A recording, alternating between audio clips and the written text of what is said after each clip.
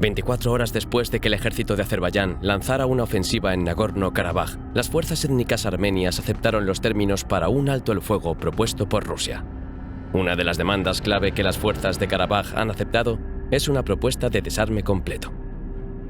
Durante años, esta zona en el Cáucaso Sur ha sido un polvorín y en los últimos meses la tensión creció por el control del enclave independentista, reconocido internacionalmente como parte de Azerbaiyán y en el que viven unas 120.000 personas que se identifican como armenios. Azerbaiyán y Armenia han ido a la guerra en 2 ocasiones por la disputa de Nagorno-Karabaj. Una a principios de la década de 1990, tras la caída de la Unión Soviética, y nuevamente en 2020. Hace 3 años, Azerbaiyán recuperó territorios en Karabaj y sus alrededores que habían estado en manos de Armenia desde 1994. Desde diciembre del año pasado, Azerbaiyán ha montado un bloqueo de la única ruta hacia el enclave desde Armenia, conocida como el Corredor de Lachin. Pero, ¿por qué armenios y azeríes están profundamente enemistados? ¿De dónde viene este conflicto? Y, más importante, ¿qué puede pasar en esta antigua región del planeta? Veámoslo.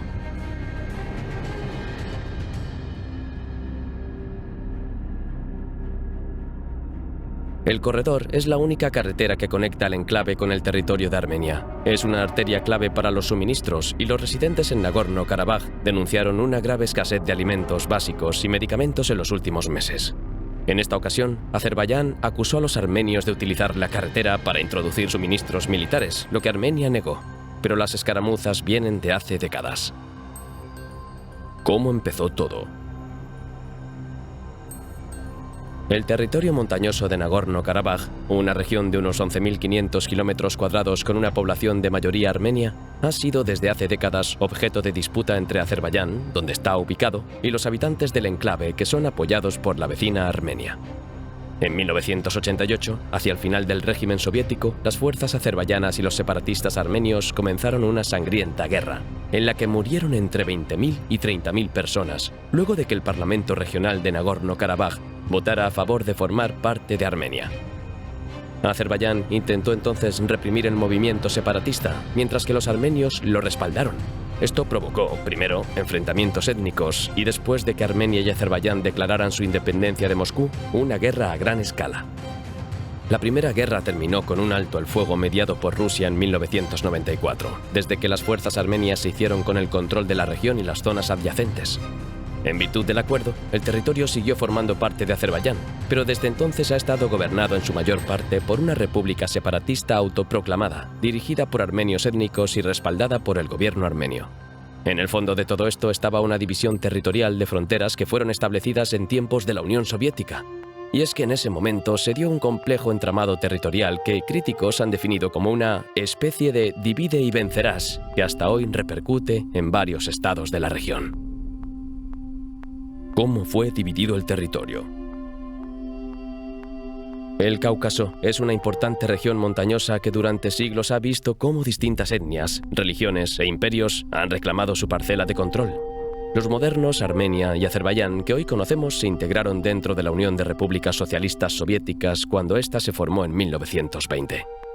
Nagorno-Karabaj, también conocida como Alto Karabaj, es una región de mayoría étnica armenia, pero en 1923 los soviéticos entregaron su control a autoridades azerbaiyanas y se conformó como óblast autónomo dentro de la entonces República Soviética de Azerbaiyán, lo cual fue conflictivo ya que el territorio está poblado por decenas de miles de armenios y para ellos esta región forma parte de la Gran Armenia, una idea que aglutina los territorios que históricamente han sido poblados por la etnia cristiano-ortodoxa armenia. Es decir, que en medio de una república mayoritariamente musulmana como Azerbaiyán quedó un territorio habitado por cristianos ortodoxos. Este tipo de trazados de fronteras era una práctica común en la URSS para evitar cualquier tipo de homogeneidad en todas sus repúblicas. Un divide y vencerás en toda regla. Stalin abrazó la misión imperial del pueblo ruso y diseñó la URSS utilizando sus conocimientos de las disputas étnicas en el Cáucaso para crear repúblicas dentro de repúblicas, lo cual ha desembocado en varios conflictos étnico-políticos concurridos tras la desintegración de la URSS, como las guerras chechenas de los 90, la de Georgia en 2008 y las de Armenia y Azerbaiyán. Los estados fantasma. Nagorno-Karabaj pertenece a una especie de categoría conocida como estados fantasma. Son entidades que han expresado su deseo de ser estados independientes, que tienen algunas características típicas, pero que no son reconocidos así por la comunidad internacional. La mayor parte de estos estados fantasma han surgido en lugares donde ha habido conflictos de tipo etnonacionalista, lo que explicaría por qué muchos se encuentran en el antiguo bloque comunista de la Guerra Fría. Durante la desintegración de la Unión Soviética, hubo una serie de conflictos nacionalistas, y eso se debe a que era un imperio grande y en expansión, con muchos grupos étnicos diferentes. Y cuando se dividió, una forma que encontraron estos grupos para rebelarse contra el liderazgo comunista fue abrazar sus identidades nacionales. La URSS tuvo la política de intentar cambiar la configuración demográfica de muchos lugares, enviando a vivir allí a población étnicamente rusa. Todos estos intentos de hacer ingeniería con la identidad nacional a lo largo de los años llevaron a la rebelión contra estas dinámicas una vez que la URSS cayó. ¿Qué ocurrió en 2020? La situación ha sido inestable desde hace años, con episodios de enfrentamientos que interrumpen los periodos de relativa calma. El mayor choque militar desde principios de la década de 1990 se produjo hace 3 años, durante 6 semanas de intensos combates. Azerbaiyán recuperó territorio, y para cuando ambas partes acordaron firmar un acuerdo de paz con mediación rusa en noviembre de 2020, había reconquistado todos los territorios que rodean Nagorno-Karabaj, no el enclave en sí, en poder de Armenia desde 1994. En virtud del acuerdo, las fuerzas armenias tuvieron que retirarse de estas zonas y desde entonces han quedado confinadas a una parte más pequeña de la región. Desde finales de 2020, unos 3.000 soldados rusos han estado supervisando la frágil tregua, pero la atención de Moscú se ha desviado por su invasión a gran escala de Ucrania. El papel de Rusia y Turquía. Las potencias regionales han estado muy implicadas en el conflicto a lo largo de los años. Turquía, miembro de la OTAN, fue la primera nación en reconocer la independencia de Azerbaiyán en 1991 y ha seguido siendo un firme defensor del país. Se dice que los aviones no tripulados Bayraktar de fabricación turca desempeñaron un papel crucial en los combates de 2020, permitiendo a Azerbaiyán ganar territorio.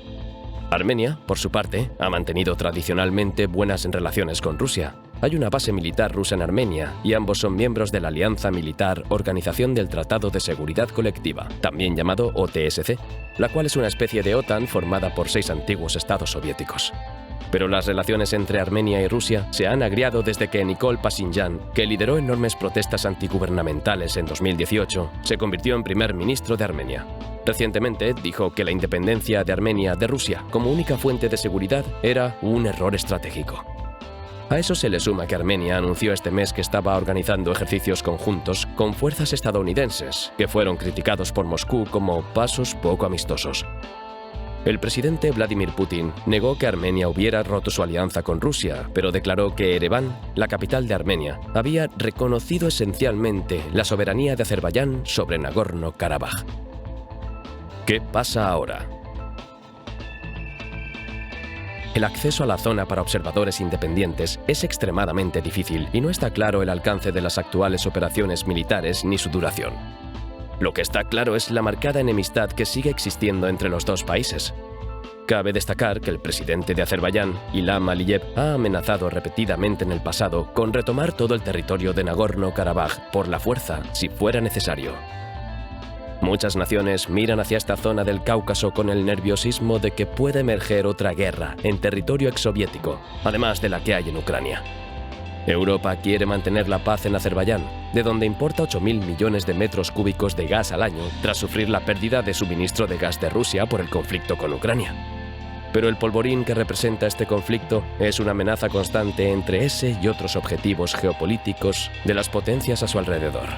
Si algo está claro, es que no parece que ningún acuerdo definitivo vaya a llegar en el corto plazo. Si te ha gustado el vídeo y quieres ver más como este, puedes suscribirte a Coste de Oportunidad.